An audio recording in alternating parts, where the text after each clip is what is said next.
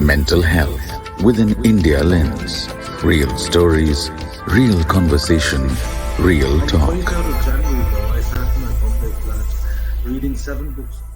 Hi, everyone, and welcome to another episode of Health Collective Talks with me, Amrita Tripathi. I'm delighted to have Dr. Angad Chowdhry joining us today. He's the co-founder and chief product officer of Quilt.AI with an extensive academic background in anthropology. Angad, did I get that correct? And keeping in mind, I've known you for more than, did we just say 20 years? I hope I got that right. More than 20 years. Again, dating ourselves.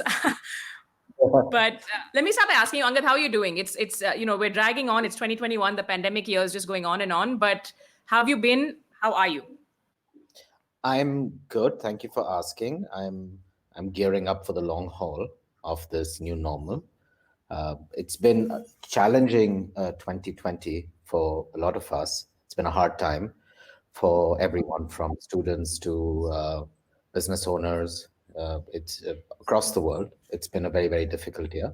I think for me, what concerns me is that we don't know yet.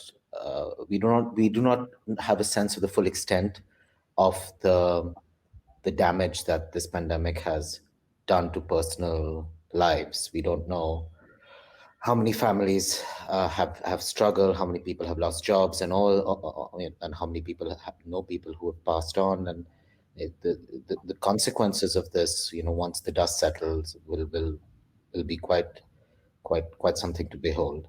So, so that's what I think about. I think about us having gotten through, or in the process of getting through, a war, but what happens after the war is remembrance and accounting, and that's what concerns me. The magnitude of what we've all gone through is something. We're here today, Angad, to talk to you a little bit about the study your team has done on mental health, specifically in India. Before we jump into that, I want to ask you about your own interest in the subject. What has led, because it's been a journey for you as well, right? What's really led to your interest in mental health and mental illness? So I think two key events stand out. The first is when for my PhD research, I was focusing on crime and criminality, and I was approaching it from an anthropological point of view. As you know, the mind and mental illness is not an object of study in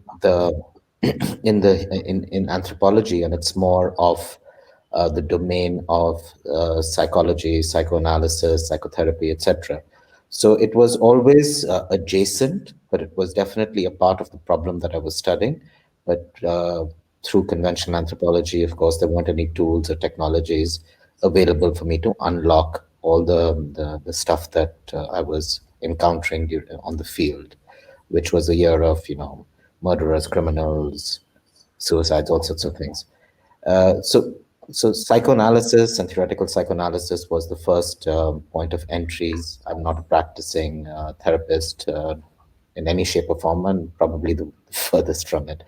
The second big event, I think, for me was when I was studying more actively things on the internet.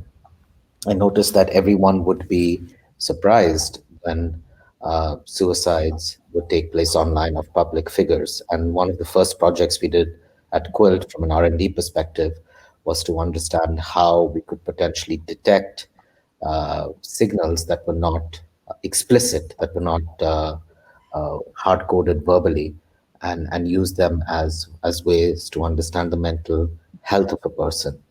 So those have been my two big routes into it. One from the point of failure of anthropology, where when anthropology encounters something truly, in quotation marks, dark, how does it study that? And that's where psychoanalysis and all of those spaces opened up.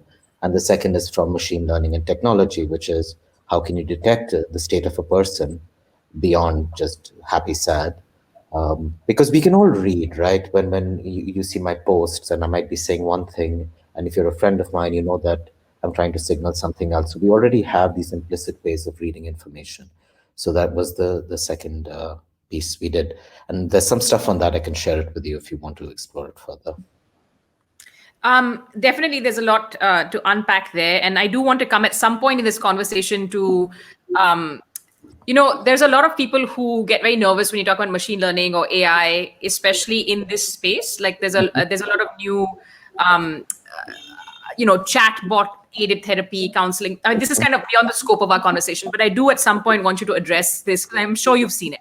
There's a little bit of fear, anxiety, skepticism about how you use AI. But Mm, before we get to that, perhaps, and the exact study itself that we want to discuss, are mm, you seeing more interest in conversations when it comes to mental health issues? And I use normalize here, like just in a broader way, just to mm, say we're seeing mainstreaming of some of these conversations. You travel a lot. You're based in Singapore, but your roots are in India. mm. Are you seeing more of these conversations, and do you think that's making a difference in any way? Okay, so the short answer is yes. The more subtle answer is that I don't want to use the word conversation. I want to split it into broadly three sections. So, on a conversation level, which is people talking about it, posting about it, arguing about it, yes, definitely there is a greater volume of that type of stuff. And, anybody online has experienced this in some shape or form. And it's definitely materially higher than it was 2 years ago. And unfortunately, like all things, it's been triggered by some fairly tragic events, like the suicide of the actor Mr. Rajput, recently. So things like this, these large events, bring these subjects to the fore. There's also supporters like another actress, Deepika Padukone, talking about mental health. So these are some of the public signals, of course, around mental health that are pushing it forward. I just want to say that it's very easy to think, oh, the public conversation reflects a social reality. And, while that is true in some ways, I think there's a lot of stuff that is not changing. So you might be speaking about it, but that doesn't mean anything material has happened socially and culturally. So on the one level, there's the conversation. On the second level, there's the search, which is the private stuff. So you're going on YouTube or you're going on Google and saying, "I'm not feeling happy. I'm not, I feel like killing myself, etc." And there's this whole volume of private search queries that are taking place, and that is not increased, but it's been a large sort of silent. It's been the unconscious of the internet for a really long time. And the third piece is, of course, the coverage piece. Now, Amrita, I don't know if I told you this actually, but I just remembered it. It just came to my mind. But when I was doing my PhD research, I was looking at coverage of mental illness in India over about a 40 or 50-year period. And one of the things I found as a trajectory is every time there was a criminal event, then they had to ascribe some sort of intent and motivation to that criminal event. It went through certain phases. So in the early times, it was like the mental ill are the other. They're sort of outside us. They are from the villages. They're from this sort of dark heart of darkness type narrative. And this lasted as for a long time. And it was a motivator for how mental health was covered and how patients were treated. Tying up to bed and all of that kind of stuff that you must have known about.